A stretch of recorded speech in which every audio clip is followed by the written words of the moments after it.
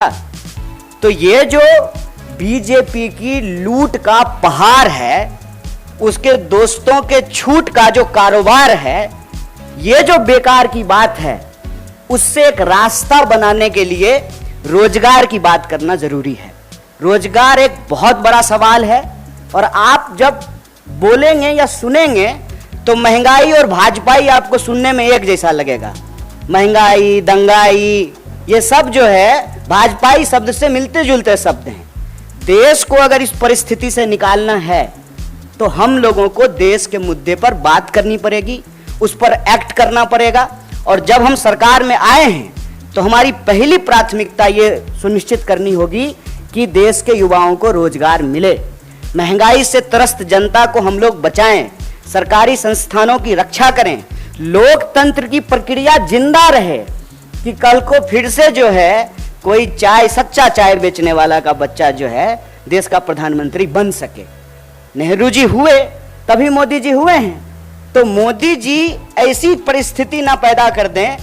वो कालिदास की कहानी आप लोग सुने होंगे कि जिस डाल पे बैठे हैं उसी डाल को काटने लगे हैं। तो यह जो अलोकतांत्रिक ढंग से लोकतांत्रिक सरकार के गठन का दावा किया जाता है, यह दावा किताबी है, यह दावा फर्जी है।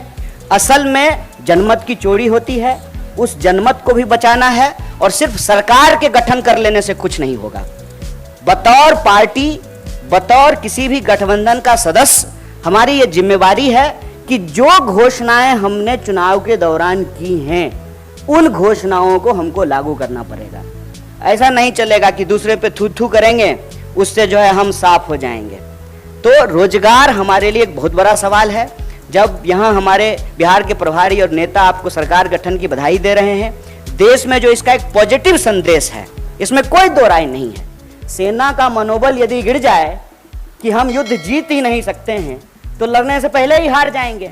और आप सब ऐसा तो है नहीं कि सामने कुर्सी पे बैठे हुए हैं तो आप ज्ञानी नहीं है और हम थोड़ा ऊंचा कुर्सी लगा लिए हैं तो ज़्यादा ज्ञानी हैं, ऐसा तो बिल्कुल भी नहीं है।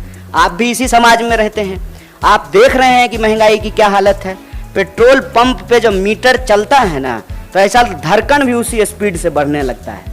मैं तो कहता हूँ कि देश ने सरकार नहीं चुना है, खून चूसने वाला सिरिंज खरीद लिया है। हर मुद्दे पे जो है सरकार से जो भी आप एक्सपेक्ट करते हैं उस एक्सपेक्टेशन को तो छोड़ दीजिए। जैसा दुष्यंत कुमार ने लिखा है कि कहाँ तो तय था चिरागा हर एक घर के लिए, कहाँ चिराग मयस्सर नहीं शहर के लिए। कि पेट्रोल महंगा है, एक तरफ पेट्रोल ऊपर जा रहा है, रुपया नीचे आ रहा है, महंगाई का दर देश में सबसे ज्यादा है, एक एक करके सरकारी संस्थान बेचे जा रहे हैं।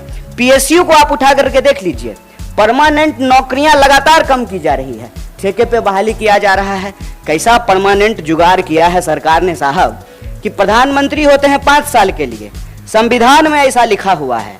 लेकिन आप जो है सत्ता का अहंकार देखिए कि प्रधानमंत्री के जो नंबर 2 हैं वो कहते हैं कि हम जाने के लिए नहीं आए हैं, 50 साल यहीं रहेंगे।